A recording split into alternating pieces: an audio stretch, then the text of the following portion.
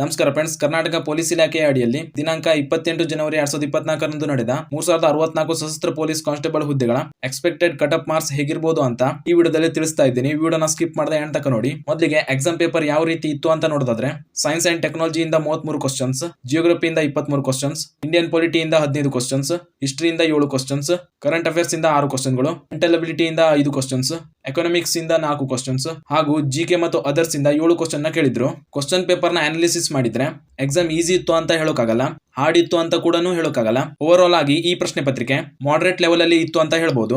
ನಿಮ್ಗೆ ಈ ಪ್ರಶ್ನೆ ಪತ್ರಿಕೆ ಯಾವ ರೀತಿ ಅನಿಸ್ತು ಅಂತ ಕಮೆಂಟ್ ಮಾಡಿ.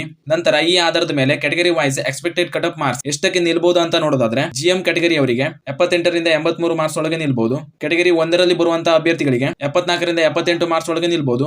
ಎಸ್ಸಿ ಕ್ಯಾಟಗರಿ ಅವರಿಗೆ 70 ರಿಂದ 75 ಮಾರ್ಕ್ಸ್ ಒಳಗೆ, ಎಸ್ಟಿ ಕ್ಯಾಟಗರಿ ಅವರಿಗೆ 68 ರಿಂದ 73 ಮಾರ್ಕ್ಸ್ ಒಳಗೆ, 2A ಕ್ಯಾಟಗರಿ ಅವರಿಗೆ 73 ರಿಂದ 75 ಮಾರ್ಕ್ಸ್ಗೆ, 2B ಅವರಿಗೆ 72 ರಿಂದ 78 ಮಾರ್ಕ್ಸ್ ಒಳಗೆ, ಅದೇ ರೀತಿ 3A ಕ್ಯಾಟಗರಿ ಅವರಿಗೆ 74 ರಿಂದ 78 ಮಾರ್ಕ್ಸ್ಗೆ ಮತ್ತು 3B ಕ್ಯಾಟಗರಿಯಲ್ಲಿ ಬರುವಂತಹ ಅಭ್ಯರ್ಥಿಗಳಿಗೆ 75 ರಿಂದ 80 ಮಾರ್ಕ್ಸ್ ಒಳಗೆ ನಿಮಗೆ ಕಟ್ ಆಫ್ ನಿಲ್ಬಹುದು. ಇದು ಕೇವಲ 1:1 ಎಕ್ಸ್ಪೆಕ್ಟೆಡ್ ಕಟ್ ಆಫ್ ಲಿಸ್ಟ್ ಆಗಿರುತ್ತದೆ.